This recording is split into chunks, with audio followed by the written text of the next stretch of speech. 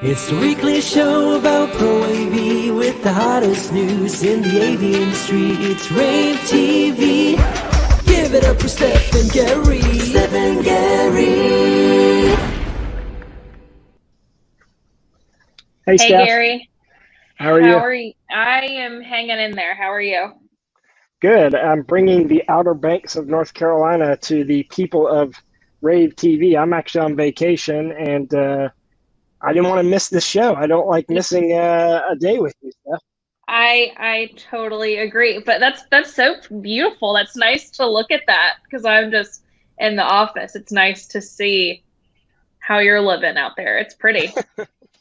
Well, it's, the Outer Banks is sort of our special in North Carolina, our special sort of retreat. A lot of people from all over the country come and spend a week or two here in the summer. I know you've been out here before, and it's just beautiful.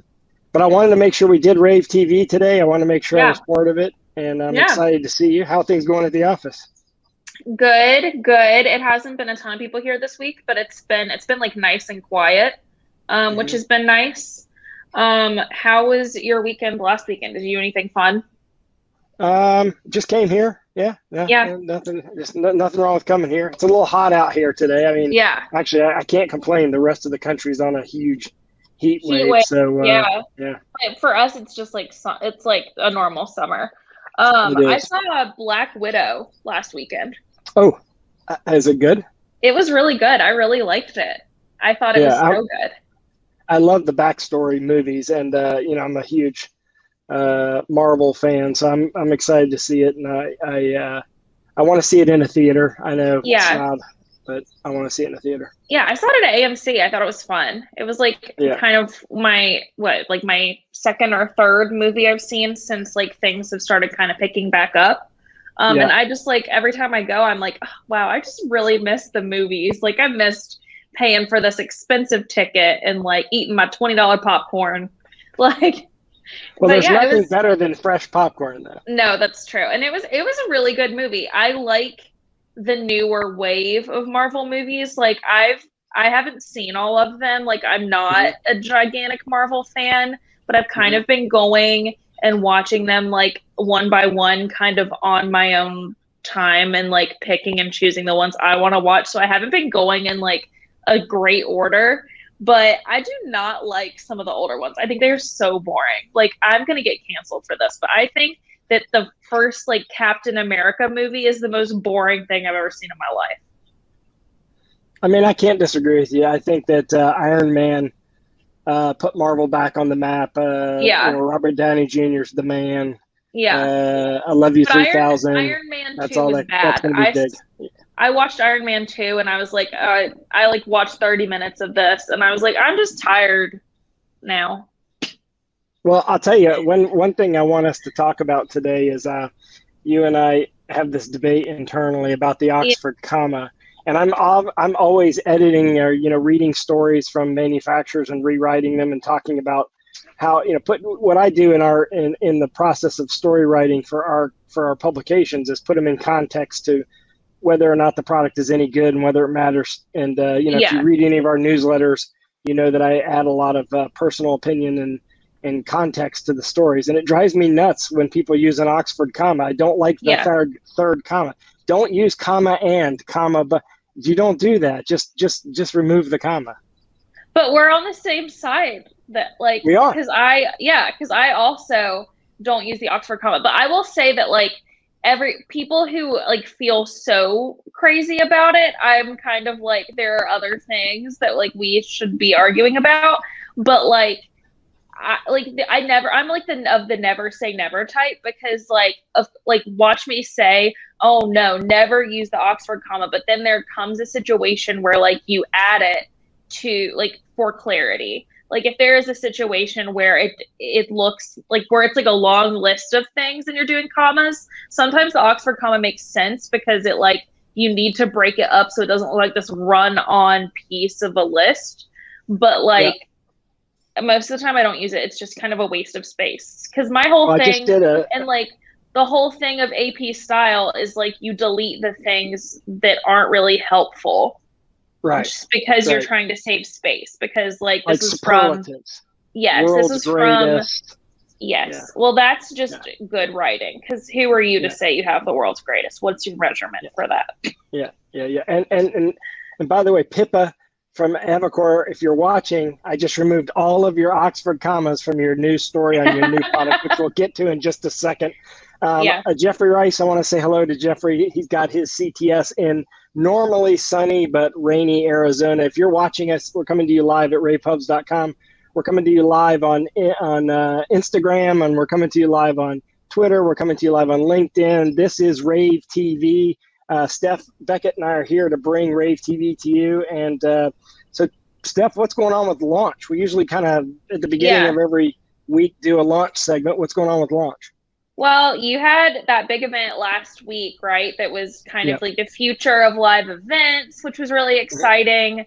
That was like an all-day event, wasn't it? That was like 11 to 4. Yep, it was an all-day event. It was sort of the live events industry, rental staging industry got together and did an event, used the launch platform for it. All the major staging and rental company people were there at the event. We were proud to host it. You can check it all out at launch.com. Yesterday we did a launch and learn with NEC. Sharp NEC. Yeah, and that was Sharp NEC. They introduced a product on our launch and learn platform.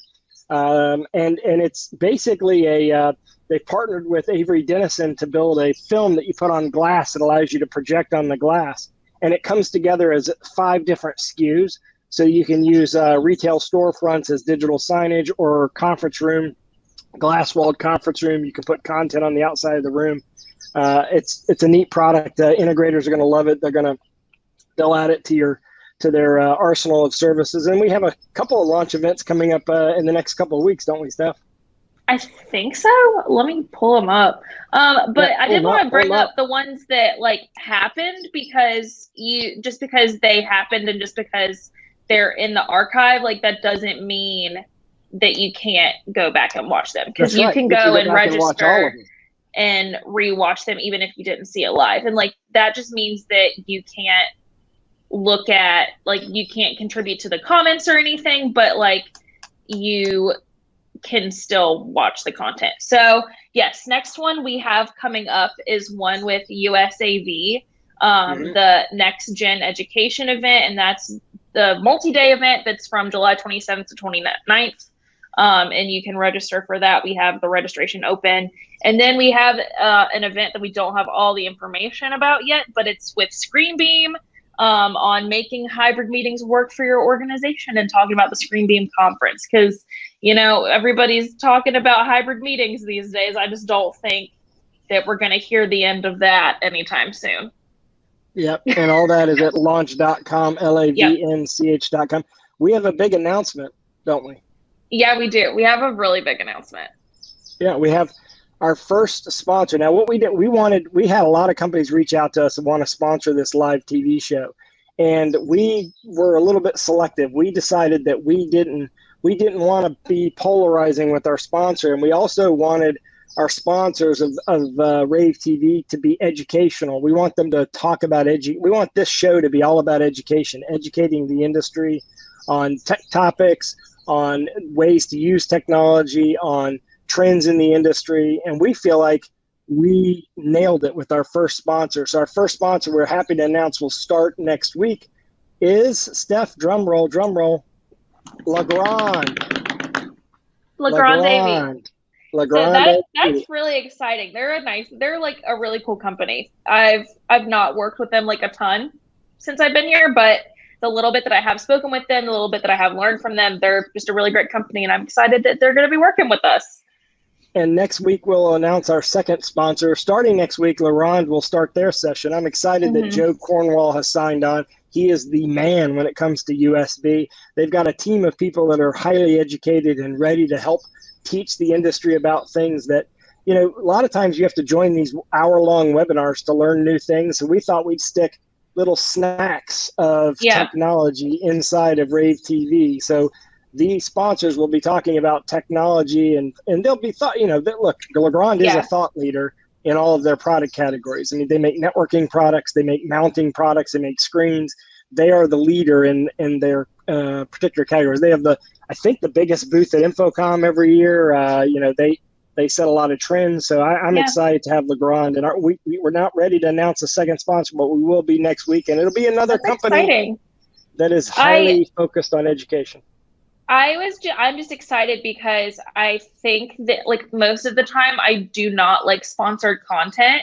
Like I just am like, this just like, like when you're listening to a podcast and it's just like an ad for something in the middle of the podcast, like I'm happy that one, this is like what our show is about, talking about new technology, talking about things in the news, and that they are wanting to contribute to the educational portion instead of just being like a static ad or something. Like that's what is exciting to me about this. Yeah, and that's what this is all about.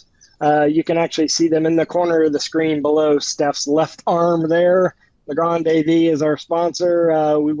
We'll have more on them next week, but big news came in Friday afternoon. Everyone knows Crestron. Everyone probably knows Randy Klein, and his retirement at the end of this summer. Now, I don't think that's totally a surprise to everyone that knows Randy. I think Randy had made it clear that he was going to retire soon, but he's stepping down, he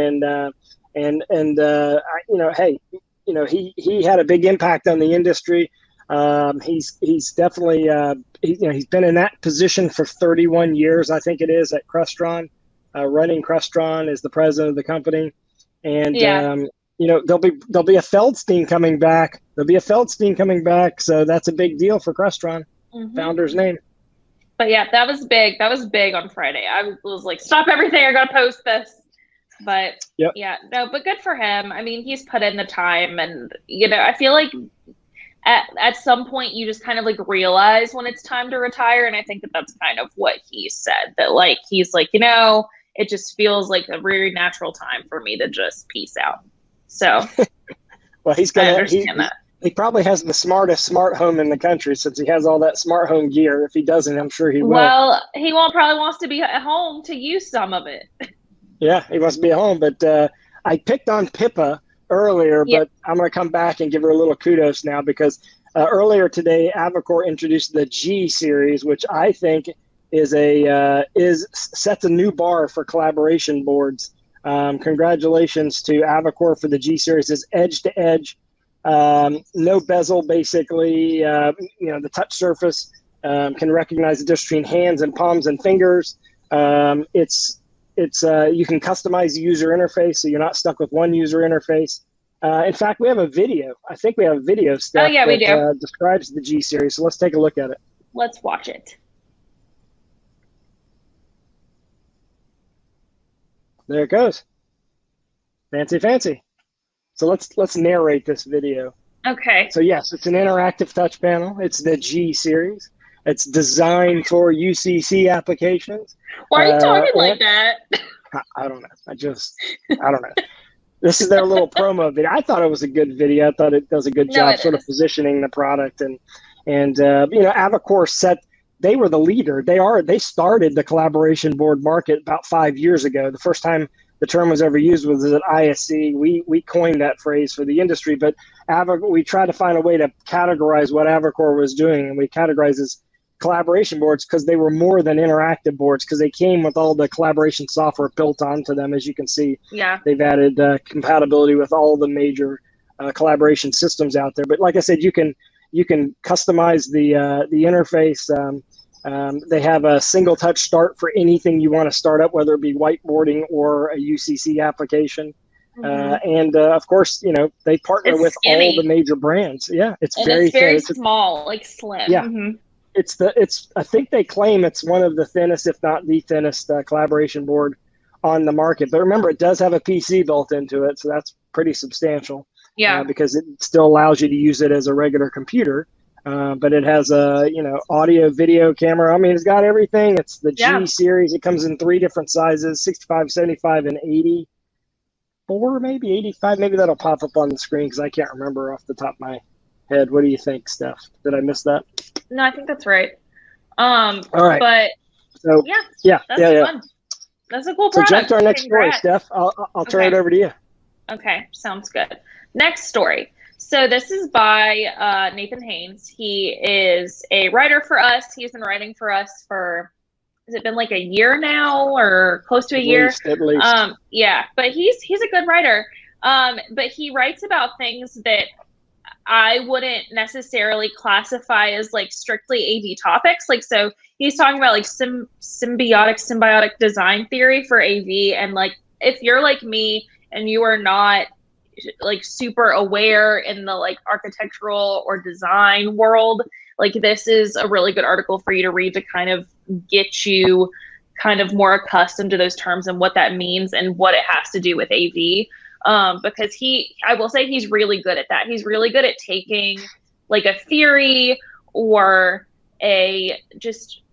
some type of like thought process that doesn't seem like it would have to do with AV and putting it in our industry and kind of opening your mind in that way. So it's a really good article. Well, we have a lot of disparate products that aren't made to work together. And he has some interesting insight on that. And it does matter. Ultimately the finished product, the system, as we all build, matters. Yeah. Nathan has a good perspective on all that. Yeah. But check this out. If you're going to be in Vegas anytime the rest of this year, you got to check out this house that Savant built. We have some awesome images of this house. I want you to take a look at this house. Yeah, so it's a smart living showcase. So basically it's on the Las Vegas Strip. So if you have been to InfoComm, chances are you know where the Strip is because that's where like a lot of the hotels are and that's where you've stayed. But they've like built this entire just like smart living house to kind of show you like, this is what your house could be, you know, if you have like the money and the time. But like, look at how beautiful and like nice it is.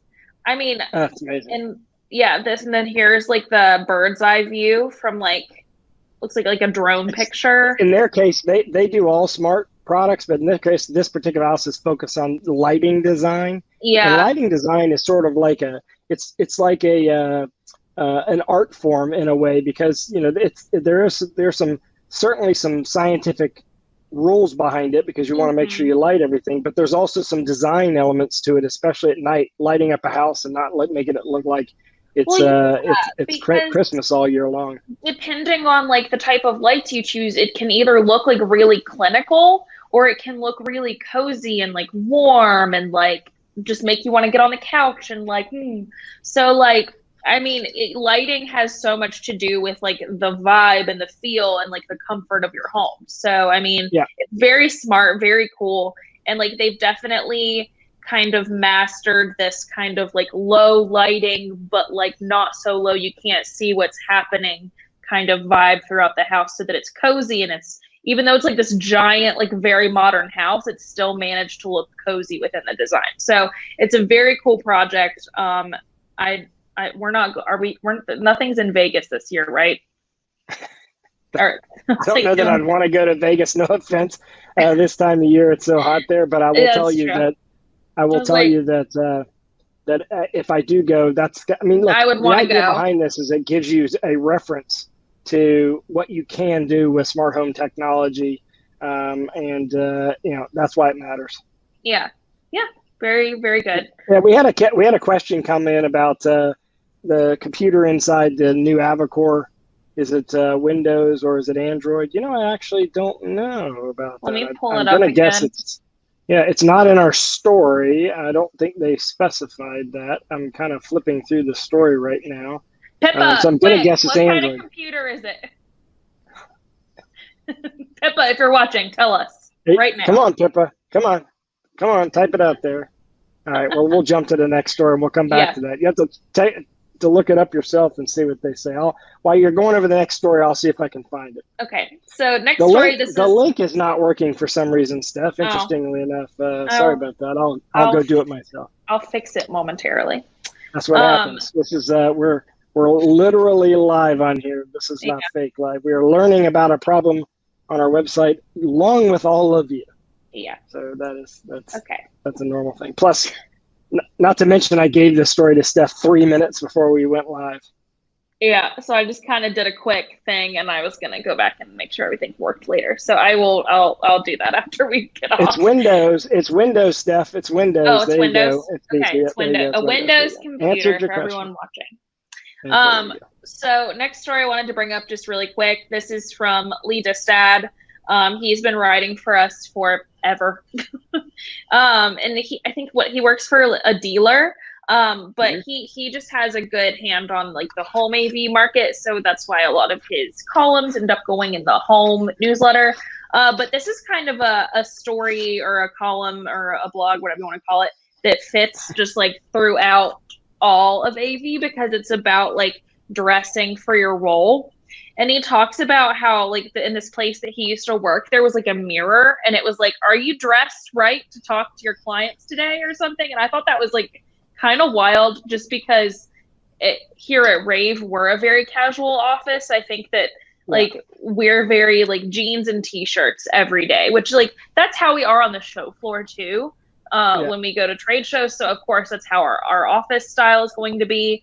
But he also talks about like dressing professionally is a lot more than just like wearing a suit. It's about, you know, are you dressed properly to be an installer? Do you have the proper like protective clothing? Like, are you representing your company well, even when you're an installer? Because I feel like it's really. I think most integrators have like uniform kind of thing for their installers, at least a t-shirt. Now, the reason why we're so casual is Gary K, who started the company, whoever that guy is, doesn't like dressing up. And I didn't want to say that everyone else had to dress up if I didn't want to dress up. I like wearing jeans and I like being comfortable. I like, you know, so I think that sometimes we're too casual. I agree with that. But at the same time, we're always comfortable. How's that stuff? I mean, I don't think we're too casual because, I mean, and especially since like the work from home movement and everything in the past year, I think that now offices are relaxing a lot as they're like slowly trying to bring people back in because, you know, people were working from home and like no one's going to wear like their suit when they're just like at the house. Like you're going to wear like, you know, maybe a little Except bit of a nicer newscasters. Have you noticed the newscasters true. still did that? It was funny. They would still have their suit and tie on. But, you know, even like when we'd be joining client calls or something, like everyone on the call was always wearing just like a kind of a plain shirt or something and like probably jeans or like gym shorts or something because like, what's the point? You know? There you go. There you go. And if it's not affecting like how you work and if you don't look like a slob kebab, then like, I think it's fine. I think it's fine. And the truth of the matter is probably a lot of people are wearing pajama pants, right? I mean, why not? You're kicking it from the house. So like, if that is what it takes for you to get your work done and do a good job, then like, who are we to tell you that you need to wear a suit? There you go. But yeah. Next story, this is a column from Gordon Dutch, who, if you've watched past rAVe TV episodes, we talked about him. So very obviously, like Gary and I and the rAVe team didn't get to go to any of the ISE shows, either in London or Barcelona this year because of just like how long we had to quarantine and everything that it would have taken for us to get over there and be sure that we could go cover it. So it was easier for us this year to, once the London show rolled around, send someone who was already in London to kind of go and cover it on our behalf and send us what they had. We already have a partnership with his company. Yes. So we sent him to the show and he covered it. And he wrote a follow-up column on his thoughts on ISE because ISE was not what anyone thought it was going to be this year. It was a very small regional show.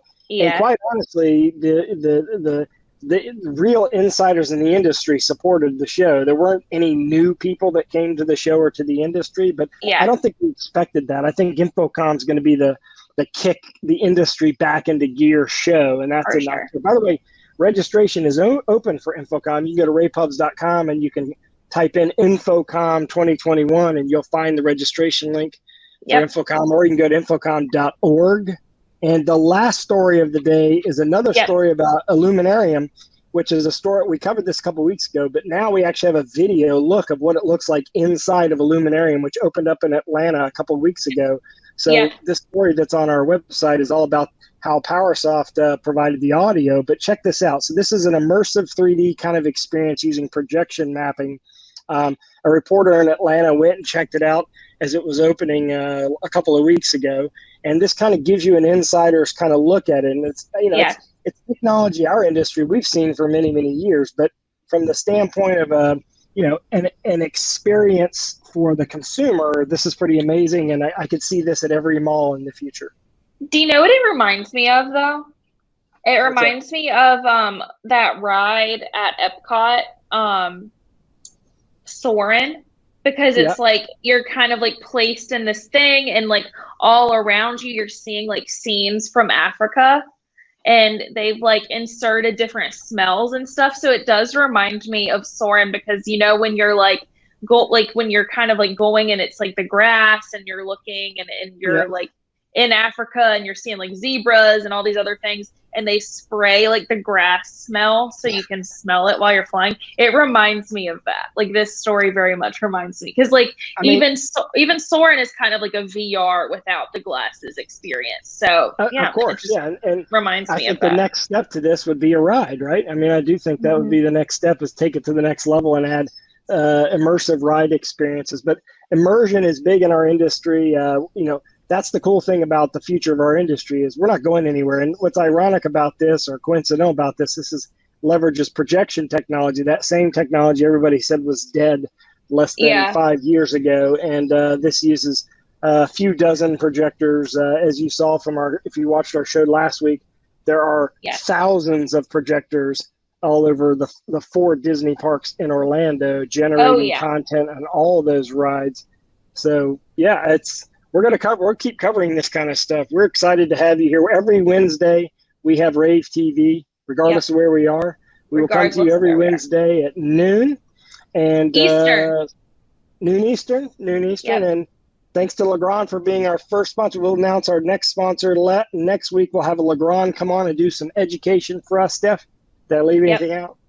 No, I think that's everything. Well, Gary, it's been a good show. I appreciated you taking time out of your vacation to come on here with me. But I'll see you back in the office tomorrow. I'm actually driving back this afternoon, so I'll see you tomorrow. I'm working on a project for one of our clients I got to be in the office for. So thanks, man. Well, I'll see everyone. Thanks, Madeline, for producing this behind the scenes. Thanks, Kelsey, for making sure that everything is working everywhere it's supposed to be. Yep. And Madeline, I don't know if she's calling herself a slob kebab online and when she messaged us, or if that's just did she message comment about us? one of us. No, I think she was making fun of me because I said slob kebab. Okay. Slob kebab. Okay. All right. Well, we got to get on that. How's that? We're ending on slob kebab. Bye, everybody. Let's get out of here. It's the weekly show about rAVe with the hottest news in the AV industry. It's rAVe TV. Give it up for Steph and Gary.